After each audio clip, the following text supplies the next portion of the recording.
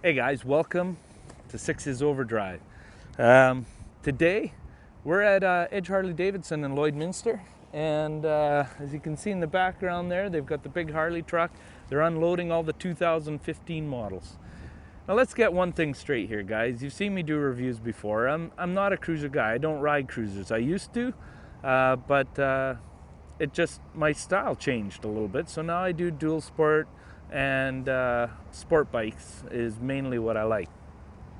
That's not to say I'm not going to review this bike fairly. I'm going to review this from the point of view that you're looking for a cruiser and that's your style, and by all means, whatever style you guys like, that's what I'm here to represent. So I'm not going to tell you how it brakes and how it handles and everything compared to a sport bike. You guys want a Harley Davidson or another cruiser that's similar to a Harley Davidson, and I'm going to break down some of the good and bad points about the bikes that we're taking out for a drive.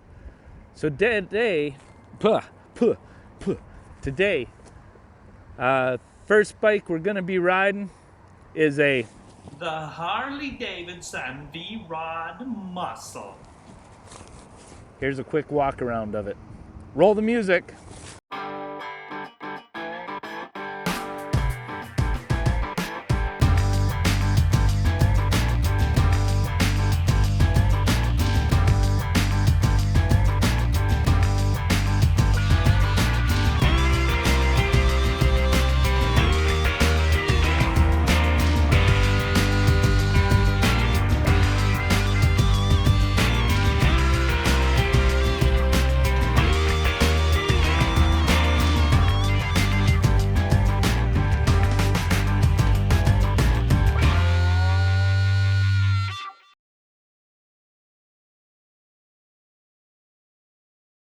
Okay, guys. Next, we're going to be riding the V-Rod Muscle. Take a look at the lines on that sucker. Look at that back tire. That's going to be something fun. This would be the bike that doesn't matter what you drive, in a straight line, she's going to keep up with most. 1200cc engine, 1250 actually. Engine originally developed by Porsche in conjunction with Harley Davidson. So let's see what this thing can do, eh? It's going to be fun. All right. We are going to ride a muscle, boys and girls.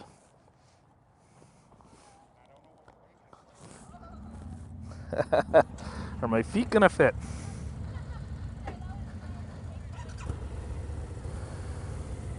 Take a look at that dashboard. I can't get the kickstand. My legs are too short.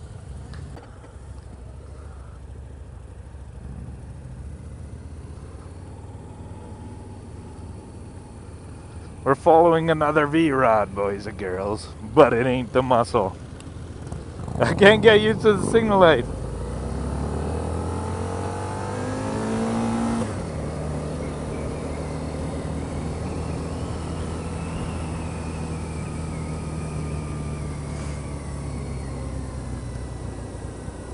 This engine, guys, is an engine that deserves to be piped. I know everybody pipes the other Harley Davidson product, but this is the one that I love to hear with pipes. This is a classic motor in my mind. Like the bike, definitely more of a drag bike, right?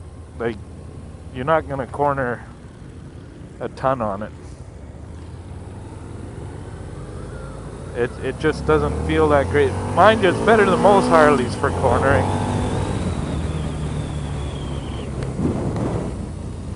But I'll put some quarter-mile times up for you, because when you're buying this bike, this is what you want to see. And the first thing you're going to do is put a Stage 1 kit on it, and maybe more. Everybody who buys these customizes the motors and stuff like that. So if you're into that, it's really cool. It's got a really neat seat on it that holds you back for if you want to drag it. It's nice and long, so the front wheel doesn't come off on you. You crack this thing through a corner and you can drift on it. It's really fast for a big cruiser. There's definitely sport bikes that are going to beat it in a straight line, but your average bike isn't going to. This bike has oomph, a lot of oomph. You know what I'm saying? So here's one of the things that are neat about Harley Davidsons. If you're just looking at this bike and you're looking to get into Harley Davidson, some stuff that not too many people do. Other manufacturers is what I'm saying. Look at the handlebars, how clean they are. All right, let's just check if I'm on here. Yeah, we're on. So anyway, look at the handlebars, how clean they are, how they hide all the wiring and electronics into the handlebars. That's pretty cool. And the finishing touches on this bike are really nice. Now, I'm not sure what the price is. I didn't get to research this bike. I was going to ride the Breakout, and it turns out that that one's in for service right now. So it's up on the hoist. So maybe by the end of the day they'll let us drive the Breakout. But right now we're just cruising down the road on the Harley Davidson Muscle V-Rod. The other thing you get over typical Harley Davidsons is I really like the way this one rides. It's very taut suspension, but it's beautiful compliance even for bumps and stuff. Like, it's really nice. It's got more of the stiffness of, say, a sport bike than a cruiser, but not as much as a sport bike. And one of the nice things you get for riding down the highway on it is it's a heavy enough bike that it doesn't get hit by the wind a ton. Now, when people go around this corner, I'm going to show you what I mean. That like there's not another Harley Davidson that keeps up with this sucker. Okay, but look at how low. I don't even have to twist the throttle really. And there's another thing, guys. Look at that. 8,500 or 9,000 RPM is redline. How many Harleys do you know that do that?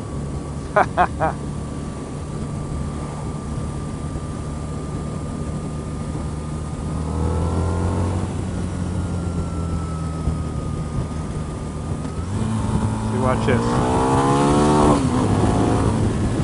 Look at that thing go, eh? Long trips. This thing is a little bit hard on my back already. Just the way you're reaching forward, I think it's great for ripping around, maybe for a younger guy. But man, I'm really stretched out and there's no support on my tailbone here. My legs are way out front. I got nothing helping me out that way. One thing I wish Harley Davidson would do, and I know a lot of you guys say, oh, who needs gear indicators? And I personally, I don't need a gear indicator, but I really like it when I have it, especially when I'm on the highway and I'm wondering, how many gears do I have left? And when I'm on these rides and they tell me that it's only a 5-speed transmission, I really like to know what gear I'm in. The engine is you know, one of the classic engines in motorcycles. It'll live on as a classic motor in motorcycle history. I've always wondered why they didn't do more with it. Like, they've upped the displacement here on the Muscle to 1250, and but this engine is a really nicely developed engine. As V-twins go, it's right up there with the Ducatis and everything else. It's pretty cool. Okay, one thing I want to get straight here, guys, is this bike is not an entry-level bike by any. This is for experienced riders, this bike. I'm going to tell you a couple reasons. It handles a bit like a slug.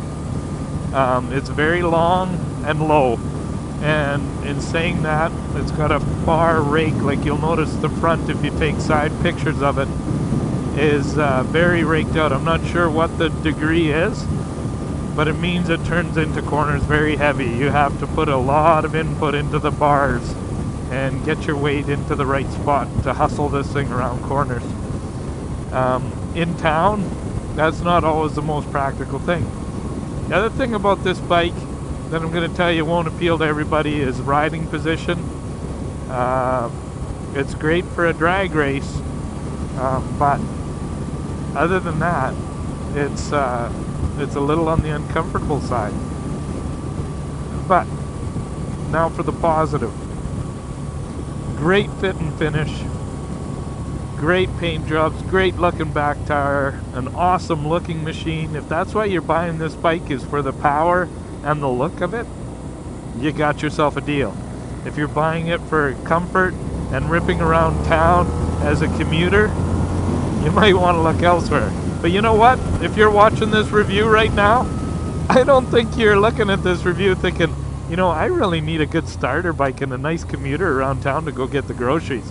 I'd like to look at the V-Rod Muscle. Go somewhere else. Go find something else. Check out somebody else's channel. So anyway, that's my likes and dislikes.